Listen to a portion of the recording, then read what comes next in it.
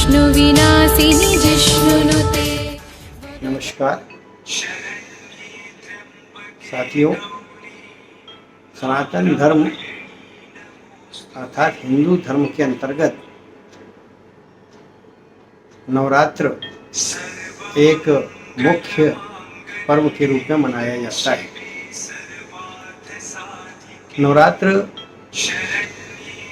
विशेष रूप से देखा जाए तो सनातन धर्म की परंपरा के अंतर्गत जो देवी के भक्त होते हैं उन्हें शाक्त कहा जाता है, जो शिव के भक्त होते हैं उन्हें शैव कहा जाता है, जो गणेश जी के भक्त होते हैं उन्हें गणपत्य कहा जाता है, जो राम जी के भक्त होते हैं उसे रामानंद, रामानुज और त्यागी कहा जाता है। विष्णु के जो मानने वाले होते हैं उन्हें वैष्णव संप्रदाय का माना जाता है और कृष्ण के भी संप्रदाय के लोग होते हैं। संप्रदाय चाहे कोई भी हो, सभी संप्रदाय के बीच में पंचरात्रियों का विशेष महत्व है। और वे पंचरात्रियाँ कौन कौन सी हैं? यदि हम इसका वर्णन करते हैं तो पंचरात्रियों में प्रमुख रात्रियों के रूप में नवरात्र का एक विशेष स्थान होता है, जहाँ पर 9 रात्रों में जागरण करके माता भगवती का पूजन करने की एक परंपरा है। और उस परंपरा में भी बहुत ही सुंदर बात यह है कि उसमें माता भगवती के 9 दिनों में 9 रूपों का पूजन किया जाता है। माता भगवती हिमालय के यहाँ पर जन्म लेती हैं और वह शैलपुत्री कहलाती है। उसके पश्चात उनका जब पुनर्जन्म होता है तो ब्रह्मचारिणी के स्वरूप में होती है। नवरात्र की दूसरी मूर्ति ब्रह्मचारिणी के नाम से संपूर्ण ब्रह्मांड में विख्यात है। और संपूर्ण ब्रह्मांड में विख्यात इसलिए है कि माता भगवती का यह ब्रह्मचारी स्वरूप जो है, यह तप और तपस्या को स्वतः ही अपने संज्ञा से इंगित करता है। ब्रह्मचारिणी अर्थात जो ब्रह्म का आचरण करती हो। माता भगवती का यह स्वरूप स्वर्ग के कार्यों को निष्पादित करने हेतु हुआ था। देव कार्यों में सदा सहायक रहने वाली माता भगवती का ब्रह्मचारिणी स्वरूप का प्रागट्य जब हुआ तो वो दिव्य मूर्ति थी और अलौकिक मूर्ति। उसकी दिव्यता में जब हम उनके दर्शन करते हैं तो उनका मुखमंडल अत्यंत तेजस्वी होता है। दाहिने हाथ में उनकी अक्षमाला है और बाएं हाथ में कमंडलू है। अक्षमाला प्रतीक है। 9 दिन में माता के 9 स्वरूपों का यदि हम वर्णन करते हैं, उनका अध्ययन करते हैं, उनके दिव्य भाव से दर्शन करते हैं, वीर भाव से दर्शन करते हैं, पशुपति भाव से दर्शन करते हैं, सहज भाव से दर्शन करते हैं, तो हर रूप की एक महिमा है। मुखमंडल में सौंदर्यता, लावण्यता से युक्त माता भगवती, उनके दाहिने हाथ में जो अक्षमाला है उसका संकेत यह है कि 4 वेद माता के अधीन है। 6 शास्त्र माता निर्देशित करती कि उन शास्त्रों के बताए हुए अनुत्तम सिद्धांतों पर यदि आप परिचालन करते हैं तो आपका भी रक्षण होगा।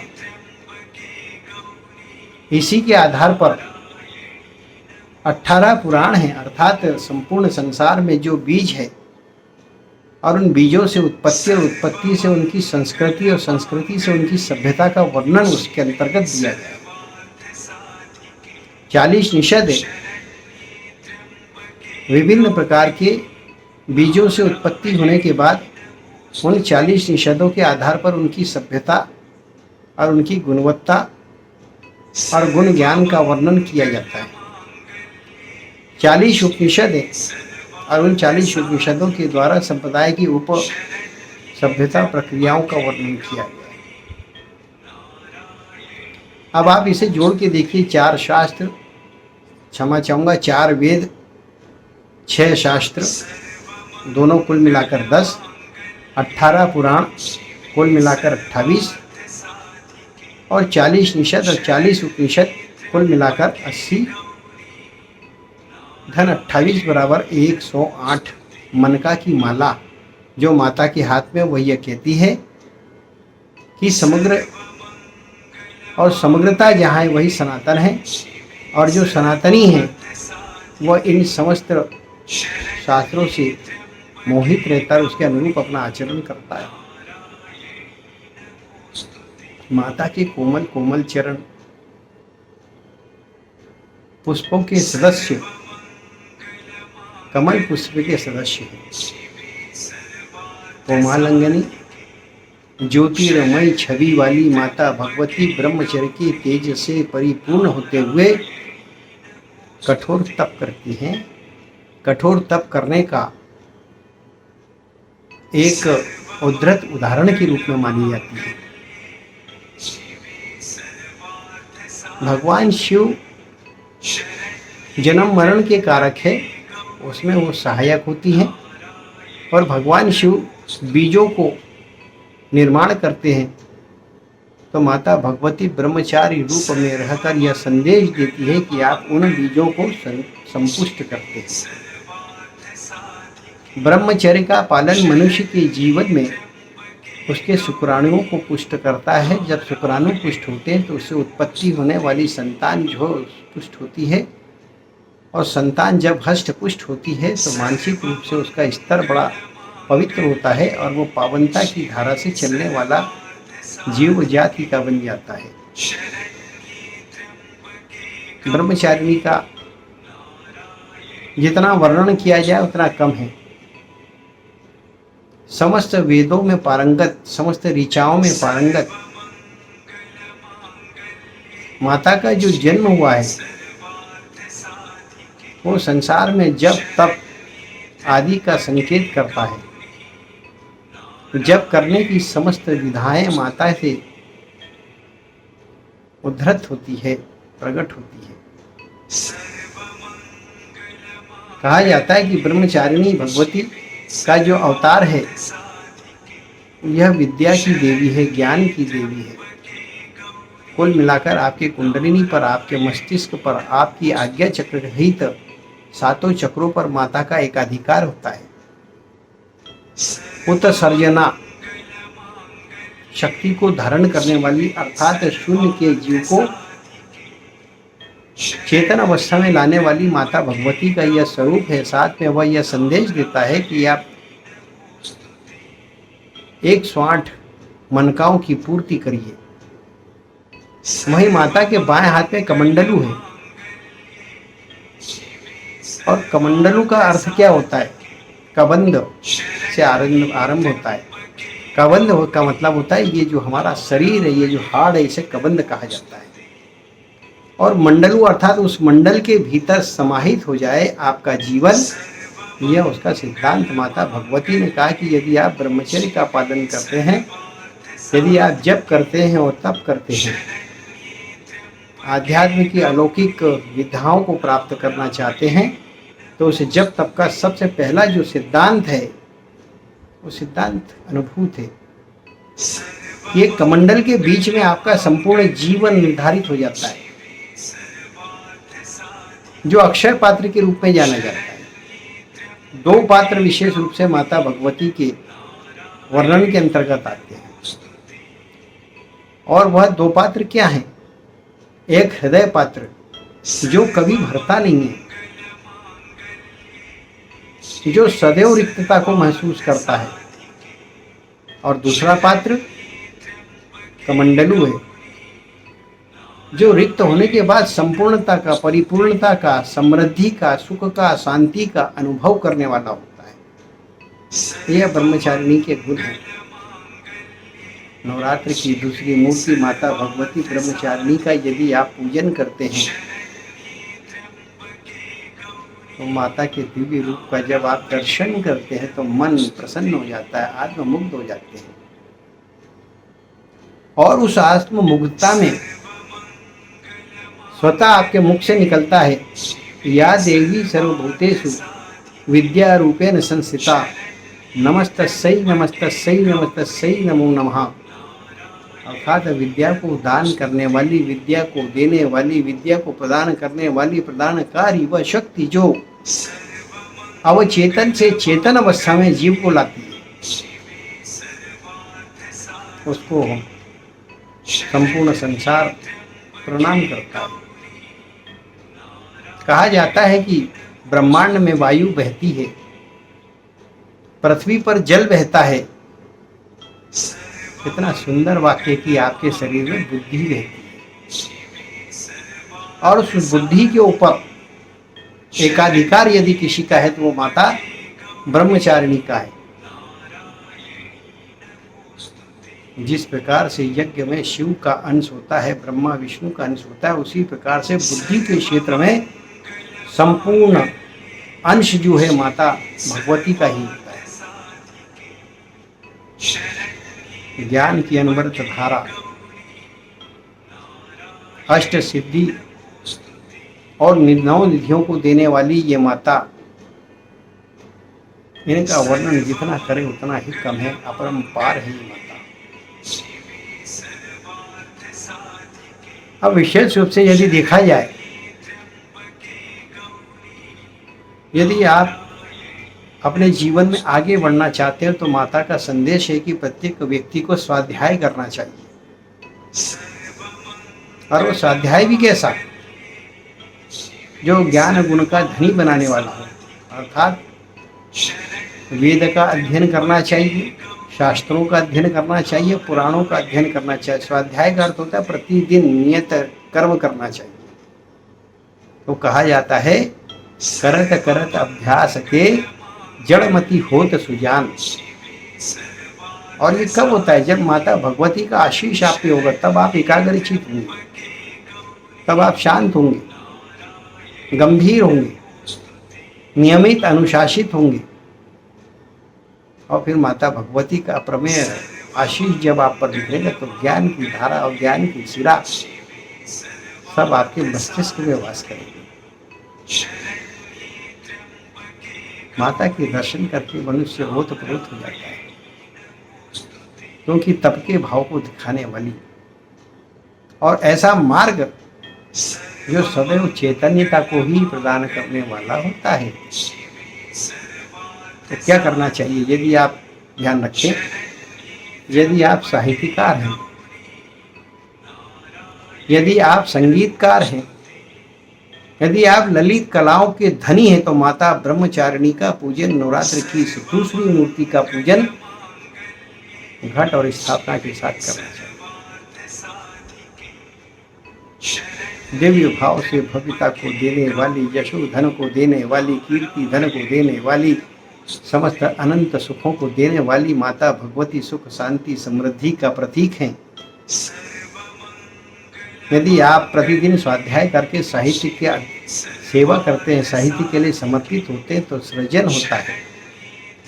और वो सृजन भी ऐसा होता है जो दुर्जनों पर नियंत्रण पा लेता है। चाहे वो रण का क्षेत्र हो, चाहे वो धर्म का क्षेत्र हो, चाहे तपस्या का क्षेत्र हो, उसमें आप विजय अवश्य प्राप्त करते हैं। यदि आप संगीतकार हैं और निरंतर आप अभ्यास करते हैं, देखिए साहित्य का जब हम अध्ययन करते हैं तो स्वाध्याय कहलाता है, लेकिन यदि आप कला में पारंगित थे तो उसका अभ्यास होता है। और उस अभ्यास में जब लय, ताल और रिदम, इन तीनों चीजों पर आपका एकाधिकार हो जाता है, तो माता भगवती आपको अवचेतन से चेतन अवस्था में लाकर यशो धन कीर्ति धन को देने वाली होती है। विद्या धन सामान्य धन नहीं है। अप्रमेय शक्ति को देने वाला धन यदि कोई है तो वह विद्या धन। कैसे मनाए माता को, ये भाव मन में आता है। चलिए, सबसे पहले आप एक थाली लें। अब आप किस विधान से पूजन करना चाहते हैं, पंचोपचार, अष्टोपचार, षोडशोपचार, उस थाली को उसके अनुसार तैयार करें। पंचोपचार हल्दी, कुमकुम, सिंदूर, बॉर्डर, गुलाब और अक्षत, नाना प्रकार के पुष्प आदि तैयार करें। नवरात्र की पीठ की स्थापना हो चुकी है और आज हमें तो माता ब्रह्मचारिणी का पूजन करना है। दिव्य भाव से अपनी आंखों को बंद करें। आंखों को बंद करने के बाद में हम आपको एक मुद्रा बता रहे हैं। इसे सहायक मुद्रा कहा जाता है। ये देखिए, ये हाथ है, इनमें ये जो दो उंगली कनिष्ठा और अनामिका, इन दोनों उंगलियों को आप अपनी हथेली पे चिपका दें और तर्जनी और मध्यमा के साथ में अंगूठे को जोड़ लें। इसे कहते हैं सहायक मुद्रा। कुछ स्थानों पर इसे कुबेर मुद्रा भी कहा गया, क्योंकि समस्त धनों का हिसाब किताब रखने वाले कुबेर यक्ष हैं। तो आप इस मुद्रा में बैठें, और कैसे बैठे और क्यों बैठे और कब बैठे ये हम आपको आज बताएंगे। बड़ा आनंद आएगा आपको। तो सर्वप्रथम आप थाली सजाएं, फिर उसके बाद माता भगवती की जो आपने पीठ की स्थापना की है, घट की स्थापना कर रहे हैं, या जो भी सामान्य क्रम में आप अपने पूजन स्थल पर जाएं, बैठें और माता के किसी भी स्वरूप का दर्शन करके उसमें ब्रह्मचारिणी के अंश को, क्योंकि प्रत्येक मनुष्य, प्रत्येक जीव अपने जीवन में पहले आश्रम में ब्रह्मचारी रहता है, ये उसका तत्व है। तो उस ब्रह्मचारिणी का आह्वान करें। ध्यान रखिए, साधना यदि करना और साधक है और यदि उनका पूजन करना तो श्वेत रंग के वस्त्र धारण करें। धवलता को माता स्वीकार करती, स्वच्छता को स्वीकार करती, अंतर मन स्वच्छ होना चाहिए, बाह्य याग भी शुद्ध होना चाहिए। और इस प्रकार से माता भगवती को फिर आप एक टकटकी लगा के दर्शन कर लें, आपके अंदर प्रसन्नता के भाव आएंगे। शनय शनय आप प्रसन्न होंगे। शनय शनय आप शून्य चेतन से अवचेतन की तरफ जाने का प्रयास करिए। कैसे जाएंगे? आंख बंद कर लीजिए और दोनों हाथों को जोड़कर बैठ जाइए। फिर माता भगवती से आप प्रार्थना करें कि हे माता भगवती, आप मेरे आज्ञा चक्र में मुझे दर्शन दे दो। आप देखेंगे ज्योत जलती हुई आपको दिखेगी आपकी आज्ञा चक्र में, रंगीन ज्योत होगी।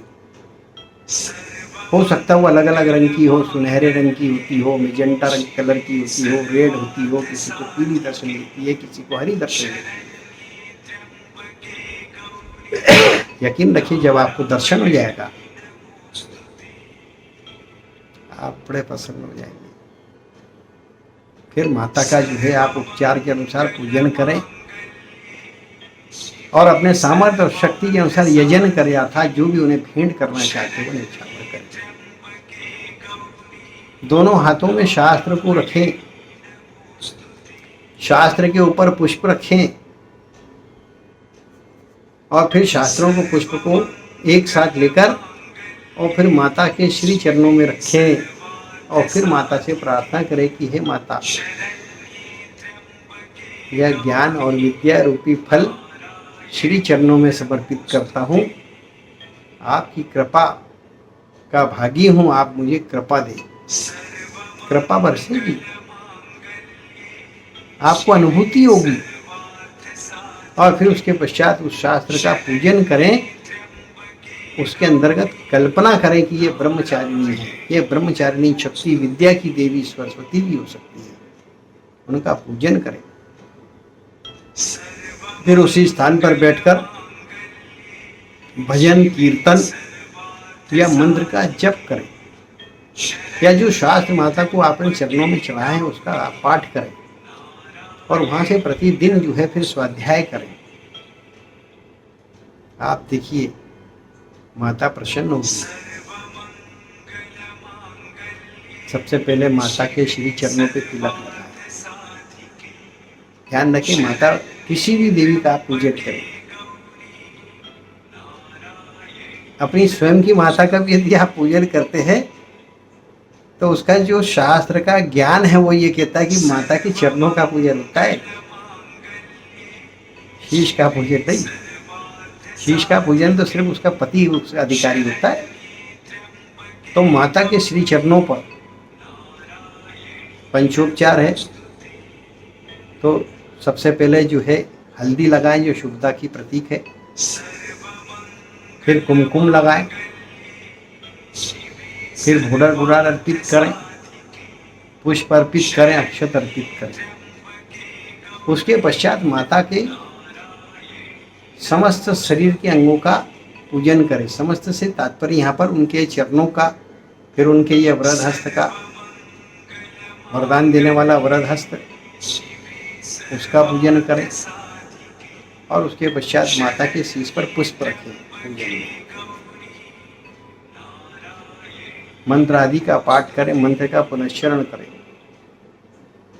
आज का यह जो कार्यक्रम है ये विशेष रूप से नवरात्र का उन लोगों के लिए जो विद्या अध्ययन कर रहे हैं, प्रतियोगी परीक्षाओं में बैठे हैं। आपको क्या करना चाहिए, आप ध्यान रखिए।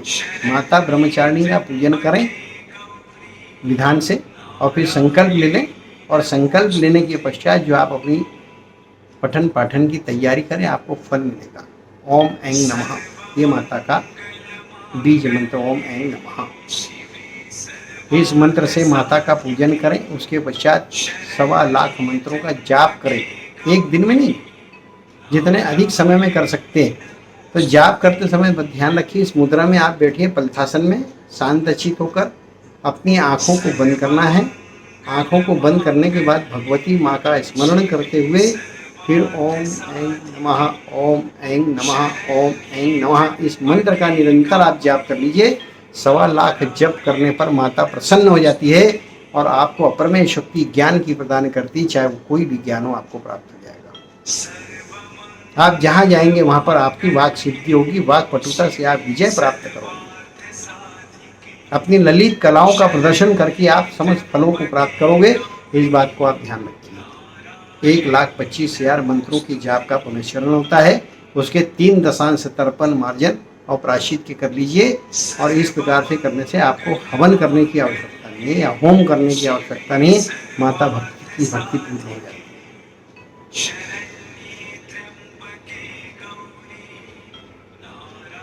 है। इस बात को आप ध्यान रखें। नवरात्र पर हम आपको लगातार 9 दिनों तक माता के 9 अवतारों के दर्शन मानसिक रूप से कराएंगे, ज्ञान मार्ग से कराएंगे। टीटीआई न्यूज़ मथुरा के द्वारा यह संकल्प लिया गया है कि अपने दर्शकों तक कोई ऐसी गुप्त विद्या और ऐसे छोटे छोटे उपयुक्त तरीके आपके सामने आए कि आप उनको आध्यात्म मार्ग से ग्रहण करके अपने जीवन का निर्माण कर सकें। माता भगवती का जिसने भी पूजन किया है उसे प्रमेय शक्ति की प्राप्ति हुई। राजा राम राजा से भगवान बने, स्वयं विष्णु ने, स्वयं शिव ने और स्वयं योगी पुरुष कृष्ण ने भी माता भगवती का पूजन और साधना की है। और समस्त जीव की कुलोद्भव देवी जो है कुल देवी ही होती है, इसलिए आप देवी का पूजन करें। और ब्रह्मचारिणी शक्ति का एक संदेश है, महिलाओं का सम्मान करें, कन्याओं का पूजन करें, महिलाओं की अस्मिता से न खेलें। जो भी मनुष्य नवरात्र में या अन्य काल में स्त्री के प्रति कुदृष्टि रखता है वह दंड का भागी होता है। इसी संदेश के साथ वाणी में विराम देते हैं। जय माता दी, जय माता दी, जय माता।